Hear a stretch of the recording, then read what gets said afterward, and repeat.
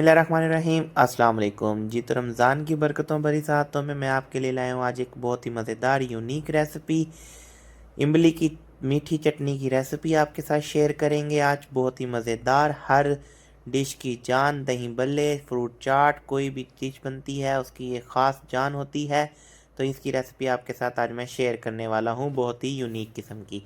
सबसे पहले हमने पानी गर्म कर लेना है और इसे अच्छे तरीके से हम गर्म करेंगे। इसमें हमने 1 पाव इमली ऐड कर देनी है। इमली हमने गुठली वाली लेनी है, इसका हमने सिर्फ पल्प चाहिए हमें। तो इसमें हम पानी को शदीद गर्म करके इसमें और इसे हम 2 से 3 घंटे के लिए भिगो कर रख देंगे। ठीक है जी। उसके बाद हमने इसकी जो एक वो तैयार करनी है, शीरा जो है वो तैयार करेंगे हम। इसका मीठी चटनी है, खट्टी मीठी चटनी है। इसमें हमने गुड़ लेना है, 250 ग्राम तकरीबन हम गुड़ लेंगे। चीनी हम तकरीबन 200 ग्राम लेंगे और इसे हमने पानी के अंदर अच्छे तरीके से पकाना है। इस तरह करके इसका जो है हम कावा सा तैयार कर लेंगे।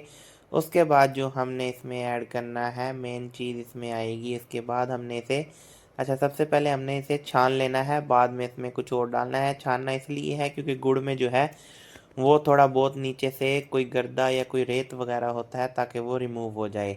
अच्छे तरीके से हमने इसे छान लेना है किसी भी छलनी की मदद से। तो उसके बाद हमने इसमें ये अब मेन चीज़ आ गई है, इमली जो हमने भिगो कर रखी थी अच्छे तरीके से पल्प को हम इस तरह, हमारे पास ये बिल्कुल ब्रीक टोकरी थी, इससे हमने पल्प को अच्छे तरीके से ले लिया है। और इसमें जो हमने ये शरबत बनाया था गुड़ और चीनी का, इसे मैंने ऐड कर दिया है। अब इसमें हम बेसिक स्पाइसेस ऐड करेंगे, खट्टी मीठी और बहुत ही मज़ेदार चटनी बनने वाली है। तो चैनल को लाइक एंड सब्सक्राइब कर दें और वीडियो को दोस्तों के साथ शेयर कर दें जी। तो हमने इसमें 2 चम्मच कुटी मिर्चें भरकर, जो खाने वाले चम्मच हैं वो भरकर हम इसमें कुटी मिर्चों के ऐड करेंगे। स्पाइसेस आप अपने हिसाब से भी रख सकते हैं, लेकिन इसमें जो है आप इस तरीके से ज़्यादा मिर्चें डालेंगे तो तभी मज़ा आएगा। नमक हस्बे ज़ायक़ा हम इसमें यूज़ करेंगे और उसके बाद हम इसमें ऐड करेंगे जो है अपना काला नमक। काला नमक इसमें आप इसमें अपने हिसाब से यूज़ कीजिएगा, किसी को ज़्यादा या किसी को कम भी पसंद होता है। उसके बाद हम इसमें जो है चाट मसाला ऐड करेंगे। चाट मसाले को हमने इसमें ऐड कर देना है, थोड़ा सा 2 खाने के चम्मच चाट मसाला ऐड करेंगे। काला नमक हम इसमें अपना ऐड कर देंगे और अब हम इसे पकाएंगे अच्छे तरीके से गाढ़ा होने तक।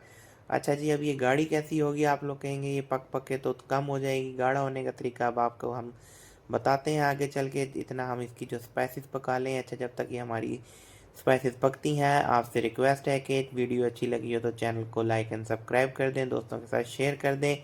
जो चीज़ अल्लाह ताला ने आपको दी है उस पर शुक्र अदा किया करें और जिनके पास नहीं है उनके लिए दुआ किया करें जी। तो अब हम आपको गाढ़ा करने का इसको तरीका बताते हैं। इसमें हमने 3 चम्मच कॉर्नफ्लावर लेना है और इसे पानी में मिक्स करके हम ऐसे करके इसमें इस मौके पे ऐड कर देंगे और चम्मच को साथ साथ हिलाते रहेंगे। अगर चम्मच नहीं हिलाया तो इसमें जो है वो गुठलियाँ बन जाएंगी कॉर्नफ्लावर की। जो फ्लेम है उसको हम लो कर देंगे बिल्कुल और इसे हम इस तरह करके 2 से 3 मिनट तक चम्मच की मदद से हिलाते रहेंगे अच्छे तरीके से। इसमें जैसे ही आपको लगे कि ये गाढ़ी हो गई है तो ये देखें माशाल्लाह कितना प्यारा इसका कलर है, कितनी प्यारी खुशबू है। तो जी ये लें जी, आपकी पूरे रमज़ान की जो इमली की चटनी है वो बनकर रेडी हो गई है। अब आप इसे फ्रूट चाट में, चना चाट में, दही बल्लों में जैसे चाहें यूज़ करें। आप इसे इस तरह के किसी शीशे के जार में भी महफूज कर सकते हैं जी। तो जी ये देखें माशाल्लाह, वीडियो अच्छी लगे तो चैनल को लाइक एंड सब्सक्राइब